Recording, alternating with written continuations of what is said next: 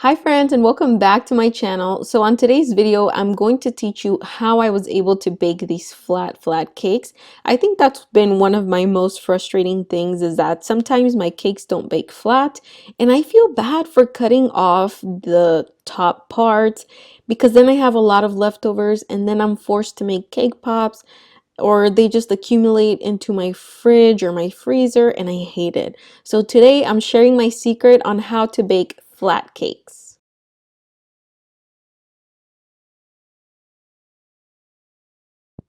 Okay, so for this project, we are going to need aluminum foil, and I usually buy just like, the cheap aluminum foil, whatever brand it is, it doesn't matter.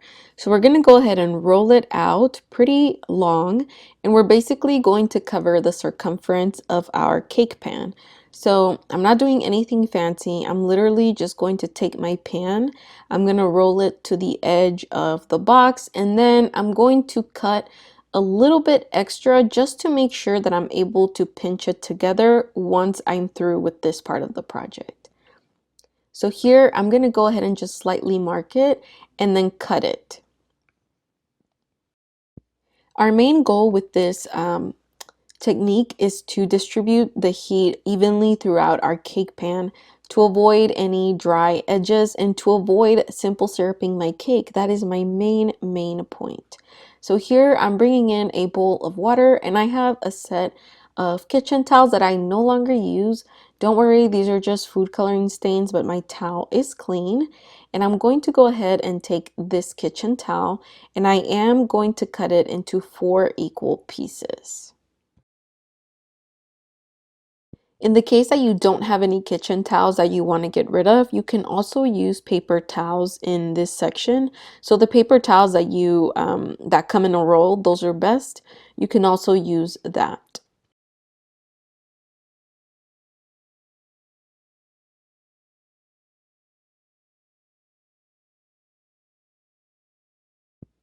Now that I have my kitchen towel cut into strips, I'm going to take each strip and dunk it into this water for a bit. And I did go ahead and use all 4 strips simply because my aluminum is long.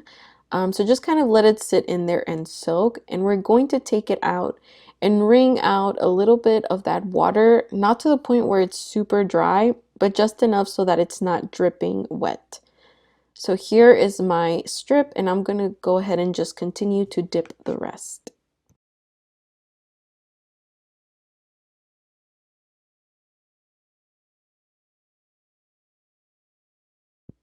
For this aluminum paper strip, I am using 2 strips of my kitchen towel, and don't forget to make this strip according to the height of your pan. So in the beginning, I showed you that my pan is 3 inches high. So I'm going to make sure that when I fold it, I have 3 inches so that it's enough to cover the whole height of my pan.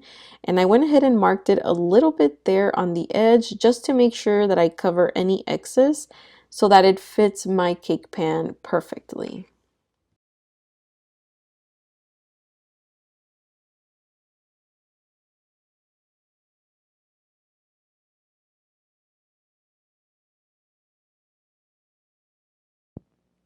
Now that I have my little strip, I'm going to go ahead and take it and wrap it all the way around my cake pan. So again, this is creating kind of like, it's helping the pan spread the heat a lot better, but at the same time, it's protecting the outside of the pan to prevent the edges to cook faster. So now that we fitted it, we made sure that it fits the height, I'm gonna go ahead and unwrap the edge here and just kind of tuck it into itself, kind of creating a clamp.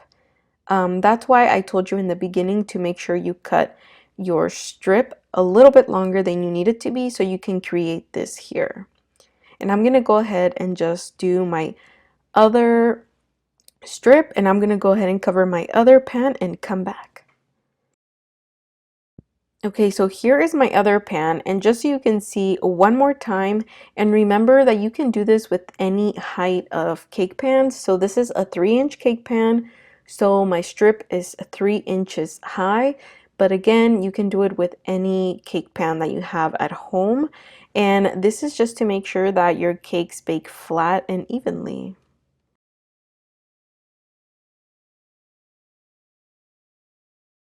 Now, as far as greasing your pans, I do like to use non-stick baking spray, but I also add a little bit of flour on top of that just to be extra sure that my cakes don't stick. But definitely for this part, feel free to grease your pans however you always grease them. And I'm going to bake a vanilla cake in these pans, so I'm just going to go ahead and eyeball the amount that I put into each pan, but I'm going to try and eyeball it to where I split it in half evenly.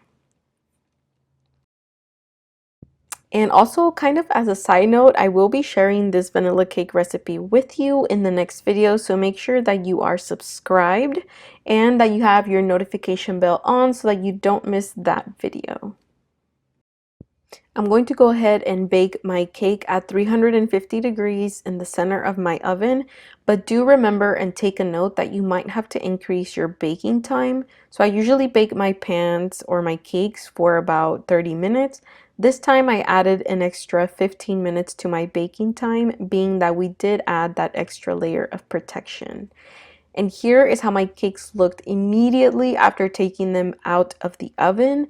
They look pretty flat. Obviously, there's like a tiny bubble maybe in there, but they're a lot flatter than most of my cakes. So once I depan them, take them out of the pan, I will show them to you and you can be the judge and let me know if you try it. Okay, so obviously this one is flipped upside down, but here right next to this one is my flat top cake. And when I actually divided this cake and layered it, I didn't even take off that top. And with this vanilla cake recipe, you guys, it's so moist that I didn't even need to simple syrup. And the best part is that I don't even have any cake scraps left. So that means no cake pops and no leftovers in my freezer. I also want to add as a side note or as a tip, you can also buy the Wilton Bake Right strips, which is essentially the same thing. The only thing is that I don't want to keep bringing things into my home because one, I don't have space, and two, I'll probably use it very seldom. So I tried to DIY this at home and thought I would share it with you. So definitely let me know in the comments below if you have any questions. And if you try it, let me know, show me your photos, make sure to tag me on Instagram. And I'll talk to you next time. Bye!